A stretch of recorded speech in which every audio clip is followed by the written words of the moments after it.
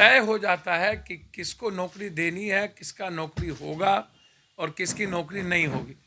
ये बहुत बड़ा स्कैम है, मैं इसको स्कैम समझता हूँ। ये जो लगातार फॉर्म भरा करके पैसे वसूलने की जो प्रक्रिया है, सरकार अपने खजाने में फॉर्म भराने की व्यवस्था युवा शक्ति और पप्पू ब्रिगेड के नेतृत्व में राजभवन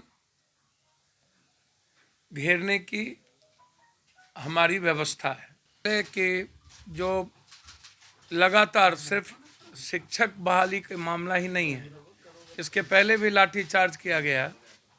लगातार जो भी रोजगार की बात कर रही है सरकार, नर्सिंग की छात्राओं पर के जो नुमाइंदे हैं, पदाधिकारी हैं, जबरन लाठीचार्ज, परमिशन के बाद भी जिस तरीके से लाठीचार्ज किया गया, दो दिनों तक रात में लड़कियां बच्चे बाहर रहे, कई लोगों के हाथ टूट गए, नर्सिंग छात्र पर भी लाठीचार्ज हुई।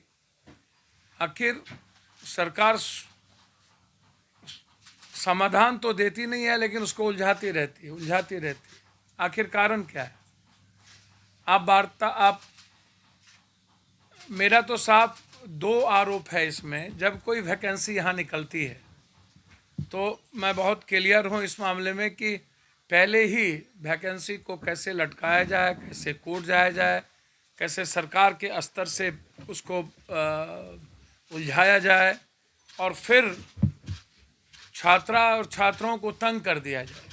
ये बहुत बड़ा स्कैम है, मैं इसको स्कैम समझता हूँ। ये जो लगातार फॉर्म भरा करके पैसे वसूलने की जो प्रक्रिया है, सरकार अपने खजाने में फॉर्म भराने की व्यवस्था, तो मैं मांग करता हूँ कि एक तो मिनिमम फॉर्म भरने की फीस लगे, 50 रुपये से ज़्यादा किसी भी कीमत पर फॉर्म में ना लगे, और जो एग्ज़ाम ना हो उसका फीस बच्चों को वापस किया जाए। यह एक बड़ा घोटाला है।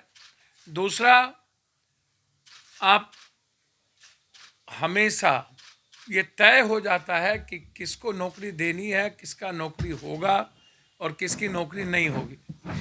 जो देखा गया है कि प्रतिभावान लड़के हैं, जो भी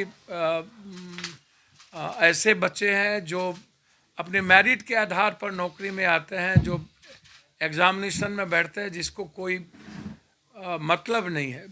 अब आगे जो एक एग्ज़ाम हुआ, अभी मैटर आया है कि जो एक ही सेंटर के लगभग लोगों को नौकरी मिल गई,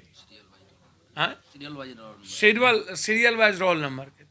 तो इसका क्या मतलब है कि आप एक ही जगह आपने बेईमानी करवाई, एक जगह आपने मैनेज किया, उसके बाद वहीं से सारी प्रक्रिया होगी। आप दो तरह से, एक तो या तो आप सेंट्रल मैनेज करते हैं या फिर आप तरीके को चेंज करते हैं, और उसके बाद जब बच्चे आपको खुले तौर पर बहाली की प्रक्रिया को लाने की बात करता है तो आप फिर उस पर लाठी चलाते हैं। तो मुझे लगता है कि परसों 23 तारीख को जो किसान न्याय मार्च है, उस न्याय के साथ बिहार में बढ़ते अपराध, छात्रों पर हुए जुल्म के खिलाफ सुभाष चंद्र बोस मूर्ति के पास से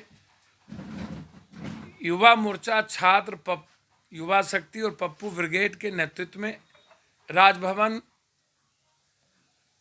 घेरने की हमारी व्यवस्था है।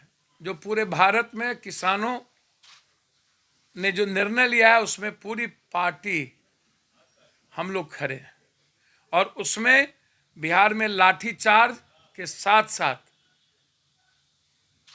अपराध। इसलिए हमारी पार्टी इस लाठीचार्ज के खिलाफ सड़कों पर उतरी।